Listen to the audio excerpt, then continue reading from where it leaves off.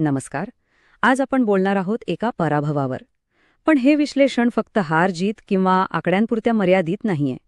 तर यातून एक डेटा आधारित मार्ग कसा शोधता येतो यावर आपण लक्ष केंद्रित करणार आहोत. आणि आपली सुरुवात होतीये महाराष्ट्राच्या किनारपट्टीवर वसलेल्या रत्नागिरी या महत्त्वाच्या मतदारसंघातून. कोणताही राजकारण समजून घ्यायचं असेल तर सुरुवात त्या जमिनीपासून, तिथल्या लोकांपासूनच करावी लागते. रत्नागिरी हा फक्त एक मतदारसंघ नाहीये, तर त्याचं स्वतःचं एक आर्थिक आणि सामाजिक गणित आहे.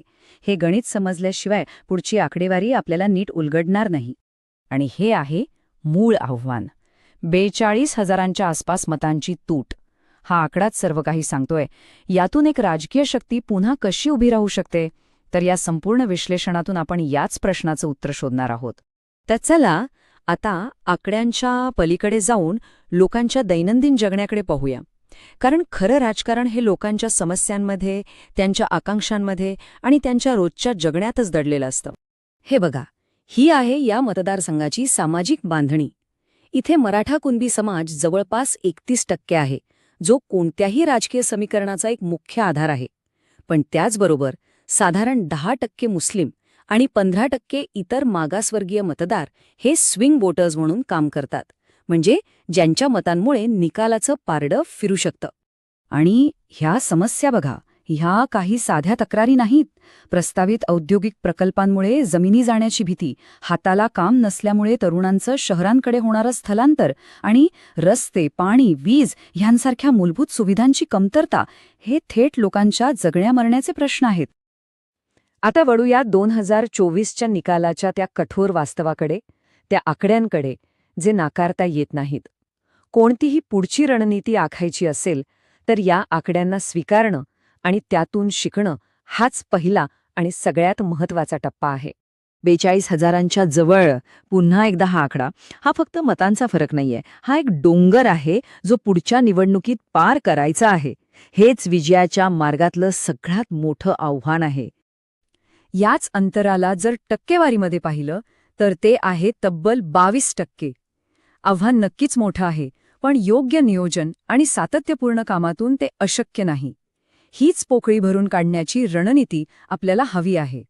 हा आहे 2024चा संपूर्ण लेखाजोखा. जवळपास 2,82,000 मतदार, त्यापैकी 63% मतदान झालं. या मतदानात महाविकास आघाडीला 37.18% तर भाजपला 59.35% मतं मिळाली. मतांचं विभाजन आणि मतदानाची टक्केवारी यांचा थेट संबंध इथे स्पष्ट दिसतोय. आणि हे सगळं करत असताना एक गोष्ट कधीच विसरून चालणार नाही. आपल्या कामाचा मूळ उद्देश. तो आहे प्रत्येक व्यक्तीचा सन्मान जपणं आणि लोकांना माहिती देऊन विचारांना चालना देणारा संवाद घडवून आणणं. हे फक्त राजकीय काम नाही, तर ही आपली एक घटनात्मक जबाबदारी आहे. चला आता थोडं मागे जाऊन पाहूया. कारण 2024चा निकाल हा काही एका रात्रीच घडलेला नाहीये. तो एका मोठ्या राजकीय बदलाच्या चक्राचा भाग आहे. आणि या इतिहासातच आपल्याला भविष्याची दिशा दाखवणारे काही संकेत मिळतील. ही टाईमलाईन बघा. 1995 पासून 2024 पर्यंत 7 निवडणुकांमध्ये महाविकास आघाडी आणि त्यांच्या मित्रपक्षांच्या मतांमध्ये कसे चढउतार झाले हे स्पष्ट दिसते. 2004 पासून 2019 पर्यंत एक सातत्यपूर्ण वाढ दिसते. पण 2019 नंतरची घसरण ती खूप मोठी आहे आणि खूप काही सांगून जाते. हे बघा, हा फरक किती मोठा आहे हे यातून अगदी स्पष्ट होतं. 2019मध्ये जवळपास 65% मतं आणि 2024मध्ये थेट 37%. ही काही सामान्य राजकीय हार नाही, तर एका मोठ्या समीकरणाची पूर्ण उलथापालट आहे. ठीक आहे, आत्तापर्यंत आपण पाहिलं की काय घडलं. पण आता सगळ्यात महत्त्वाचा प्रश्न की हे का घडलं.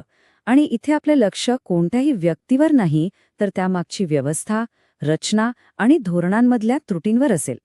ह्या पराभवाची ही 4 मुख्य कारणं आहेत. 1. आघाडीतील बदलांमुळे मतं विभागली गेली. 2. पक्षाच्या ब्रँडमध्ये नवं चैतन्य आणता आलं नाही. 3. जमिनीवर कार्यकर्त्यांची फळी कमकुवत झाली. आणि 4. लोकांच्या मूळ प्रश्नांभोवती निवडणुकीचं कथानक बांधता आलं नाही. या सगळ्या गोष्टी एकमेकांशी जोडलेल्या होत्या. तर आजची परिस्थिती काय आहे याचं एक साधं विश्लेषण बघूया. एका बाजूला मराठा कुणबी समाजाचा पारंपरिक आधार ही ताकद आहे, तर दुसऱ्या बाजूला पक्षाचा कमकुवत ब्रँड आणि जमिनीवरची संघटना ही एक मोठी कमजोरी आहे. संधी आणि धोके ओळखूनच पुढची वाटचाल करावी लागेल. ठीक आहे, निदान झालं. आता पुढे काय? तर ही आहे पुनरागमनाची एक ब्लूप्रिंट, एक 90 दिवसांचा रोडमॅप. ही केवळ एक योजना नाही, तर विजयाकडे नेणारी एक शिडी आहे. हा आहे पुनरागमनाचा 4 टप्प्यांचा आराखडा. पहिला टप्पा, आघाडीत एकी आणणं आणि मतदारांच्या समस्या समजून घेणं. दुसरा टप्पा, योग्य उमेदवार आणि योग्य संदेश लोकांपर्यंत पोहोचवणं. तिसरा, लोकांमध्ये जाऊन त्यांच्याशी थेट संवाद साधणं. आणि चौथा, मतदानाच्या दिवशी प्रत्येक मतदाराला मतदान केंद्रापर्यंत आणण्याचं नियोजन करणं. प्रत्येक टप्पा महत्वाचा आहे.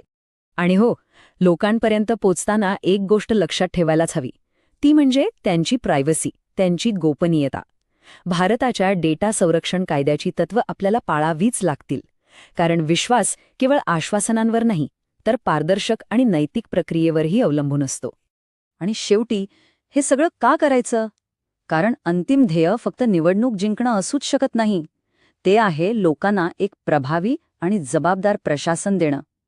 निवडणूक हे फक्त एक साधन आहे, साध्य नाही.